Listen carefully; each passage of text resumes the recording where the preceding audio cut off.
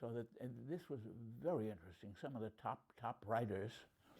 After that, I worked as on a newspaper, English language bulletin, every 2 weeks, run by an left-wing English journalist, a wonderful journalist, which tried to depict, to give a fair story of the GDR, and also to give a fair but negative story of the fact that in the Federal Republic in those days, and that was I was at that newspaper from 59 to 63, almost all walks of life were dominated by ex-Nazis.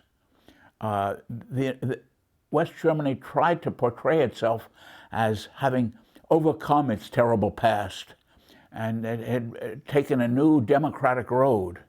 This was mostly for foreign consumption and official consumption, because as soon as you poked any place, whether it was the top command of the army, the leading academics, in journalism, the top diplomats, the police, the courts, wherever you poked, you found that old Nazis were predominant and very numerous. In fact, by law, they were given their jobs. This was the opposite of East Germany, of the GDR. And this newspaper I worked on exposed that, especially for Britain. The head of it was English, and he had the newspaper, this bulletin sent, it was called Democratic German Report, to every Labour MP in England and to other English-speaking journalists around who was interested around the world. For a little 8-page bi-weekly bulletin, it had an amazing effect.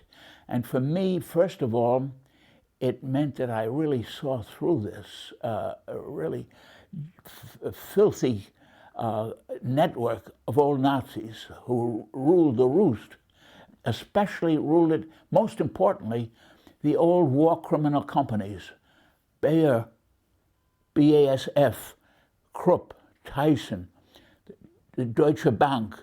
They were, of course, their top leaders, the Nazis, were gone, but the companies were there, and sometimes even the top leaders, some of them got sentences, 5 years, 7 years, but were amnestied by 1950-51, when it was realized in the United States that they could not do without the West German top military leaders, who all had experience in the East against Russia, against the Soviets, and also the industrial base, which was West Germany was so strong. So they could not do without that, and they didn't want to do without it, so that this was a field which we really worked on very, very hard to open up, especially because in the East, all of these companies had been thrown out, confiscated. They were war criminals. And they never forgave the GDR for expropriating them. And their whole endeavor for 40 years was to get their property back and their power back. And finally they did in 1990.